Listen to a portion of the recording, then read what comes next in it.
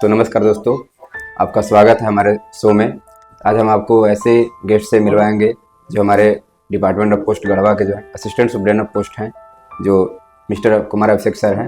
इनसे आपको हम जानकारी दिलवाएंगे आपको कि पोस्ट ऑफिस के ऐसे ऐसे स्कीम हैं जो बेहतर तरीके से आपको बताएंगे, और कौन कौन सा स्कीम है जो बेनिफिशियल है आप लोगों के लिए, तो ये बताएंगे सर। देखिए, सबसे पहले क्या है ना कि अधिकतर लोगों को ये पता ही नहीं है कि पोस्ट ऑफिस में भी लाइफ इंश्योरेंस की सेवा दी जाती है, और एकमात्र ऐसी लाइफ इंश्योरेंस की सेवा है जिसको सेंट्रल गवर्नमेंट के द्वारा जारी किया जाता है, और प्रेसिडेंट ऑफ इंडिया के बिहाफ में इसमें बॉन्ड इशू किया जाता है। तो सबसे बड़ी बात यही है कि हमारे यहाँ जो स्कीम है, और सबसे और एक जरूरी बात यह है कि पोस्टल लाइफ इंश्योरेंस ये सबसे पुरानी लाइफ इंश्योरेंस सेवा है जो भारत में शुरुआत हुई थी 1884 ईस्वी में, और उस समय इसको सिर्फ सरकारी कर्मचारियों के लिए, स्पेशली उस दौरान पोस्ट एंड टेलीग्राफ के कर्मचारियों के लिए जारी किया गया था। लेटर ऑन इसको एक्सपैंड करते हुए इसको बाकी जितने भी सेंट्रल, स्टेट गवर्नमेंट, बैंक्स और ऑटोनोमस ऑर्गेनाइजेशन के एम्प्लॉयज़ के लिए लाया गया। रिसेंटली 2021 से इसके क्लाइंटेल को एक्सपैंड किया गया है, और अभी फिलहाल में जो ग्रेजुएट डिग्री धारक हैं वो डाक जीवन बीमा का लाभ ले सकते हैं, और जो बिलो ग्रेजुएट डिग्री धारक हैं और नहीं पढ़े लिखे भी हैं, इलिटरेट हैं या नहीं पढ़ाई कर पाए किसी भी कारणवश, वो भी डाक जीवन बीमा का ही एक अंग है, ग्रामीण डाक जीवन बीमा, उसका फायदा ले सकते हैं। इसमें सर बहुत लोगों का सर कंफ्यूजन होता है गांव ग्रामीण लोगों के लिए कि क्या हम इसे जो है जमा करने के लिए हमेशा हमको पोस्ट ऑफिस में विजिट करना रहता है, या फिर पोस्ट ऑफिस के स्टाफ के थ्रू ही हमको कराना पड़ता है। इस पे क्या बोलेंगे सर आप? देखिए, सबसे बड़ी बात यह है कि डाक विभाग का जो नेटवर्क है वो पूरे भारत में और वर्ल्ड का मुझे लगता है कि सबसे बड़ा इंफ्रास्ट्रक्चर है हमारा, जिसमें एक एक देश के एक एक कोने में और गाँव में हमारा प्रेजेंस है। डाक विभाग का कोई ना कोई अंग वहाँ पे संचालित होता है। बट अभी जो टेक्नोलॉजी के युग में हम लोग भी आगे बढ़े हैं और कदम से कदम मिलाकर चल रहे हैं। अभी फिलहाल में बहुत सारी सेवाएं हैं, जैसे हमारा ही इंडिया पोस्ट पेमेंट बैंक जो डिजिटल अकाउंट ओपन करता है, उससे लिंक करके आप पोस्ट ऑफिस की जितनी भी सेविंग्स स्कीम है, पीएलआई है, उसका भी पेमेंट कर सकते हैं। साथ ही साथ ऑनलाइन पेमेंट की भी सुविधा है कि एक कस्टमर अपना कस्टमर आईडी बनाए और उसके बाद खुद से ही भुगतान करें। और तीसरी सुविधा और जो शुरुआत हो चुकी है जिसमें एनएससीएच के माध्यम से आप अपने बैंक खाते से डायरेक्ट प्रीमियम अमाउंट डेबिट करवा सकते हैं एक निश्चित तिथि को।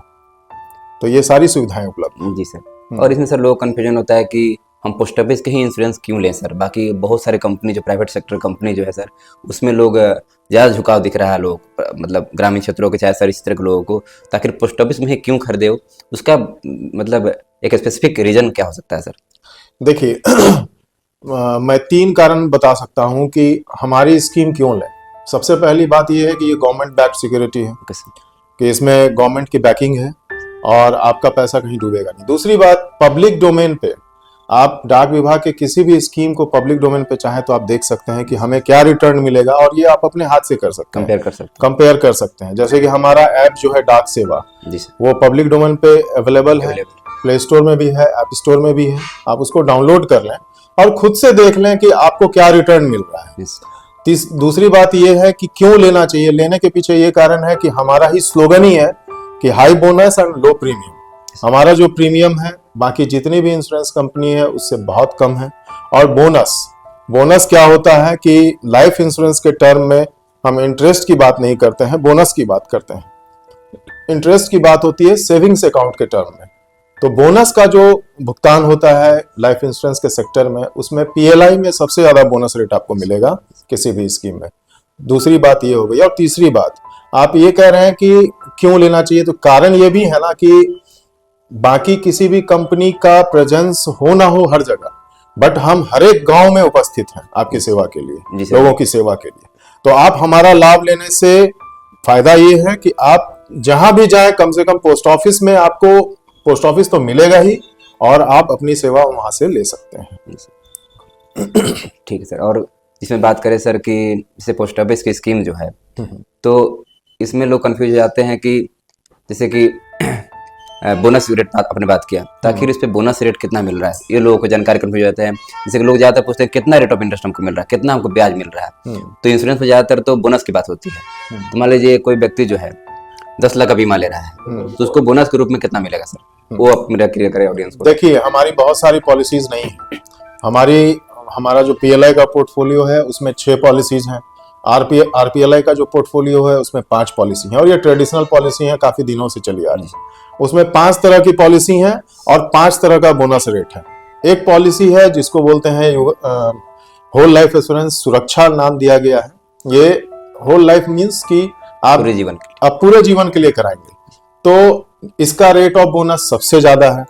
हर एक 1 लाख की बीमित राशि पे 7,600 रुपया का बोनस है। दूसरी पॉलिसी जो संतोष है और मोस्ट पॉपुलर है, जिसमें हम टर्म फिक्स करते हैं कि हमारे एज से और एक निश्चित अवधि के लिए हम ये पीएलआई पॉलिसी करेंगे। सपोज करिए मेरी उम्र 30 साल है, तो मैं ये चाह रहा हूं कि ये पॉलिसी जब मैं 40 साल का हो जाऊं तो मैच्योरिटी हो, तो इसमें 1 लाख रुपए के सम एश्योर्ड पे 5,200 रुपए बोनस रेट है।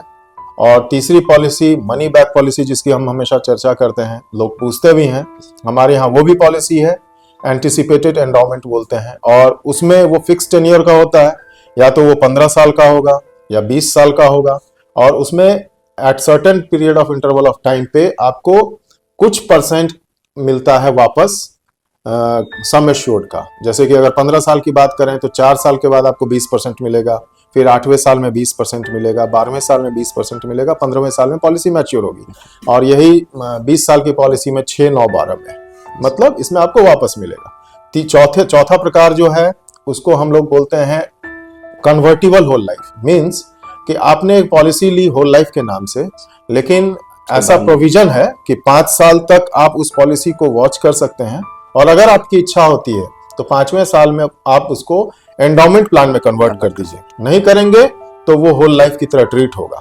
दोनों में अलग अलग फायदा है, दोनों का अलग अलग स्वाद है। और लास्ट जो पॉलिसी है चिल्ड्रन पॉलिसी, चिल्ड्रन पॉलिसी में एक क्लॉज है कि चिल्ड्रन पॉलिसी वही करवा सकते हैं जिनका पहले से एक पीएलआई हो रखा हो। मैक्सिमम सम एश्योर्ड उसमें 3 है, और क्लॉज यही है कि उसमें माता या पिता में से किन्हीं एक का पीएलआई पहले से होना चाहिए। और ये एंडोमेंट प्लान की तरह ही इसमें बोनस रेट डिसाइड होता है। तो बोनस रेट और इंटरेस्ट रेट में कंफ्यूजन नहीं होना चाहिए। इंटरेस्ट रेट जब भी ब्याज की बात आएगी तो वो जब आप बचत सेविंग्स स्कीम में जाएंगे तो वहां पे इंटरेस्ट की बात आएगी। लाइफ इंश्योरेंस के सेक्टर में हमेशा बोनस की बात आती है। अगर वहां पे कोई आपको इंटरेस्ट के बारे में बात करेगा तो वो करना उचित नहीं होता है। बट अल्टीमेटली बात यही है कि आप ब्याज में देखें या बोनस में देखें, बात यही है कि आपको रिटर्न क्या मिल रहा है। बोनस मिले या ब्याज मिले, अल्टीमेटली वो रिटर्न कितना मिल रहा है। क्या सर इसमें सर मैरिड कपल्स के लिए भी कोई स्कीम्स वगैरह है सर इसमें? मैरिड कपल के लिए मैं बताना भूल गया, पीएलआई में ही एक और प्लान है जिसको युगल सुरक्षा बोलते हैं, ज्वाइंट लाइफ, जिसमें ज्वाइंट लाइफ इंश्योरेंस होता है। इसमें आप कपल हैं तो आप एक साथ पॉलिसी परचेज कर सकते हैं, दोनों को लाभ मिलेगा। दोनों को एक ही स्कीम में दोनों को जी।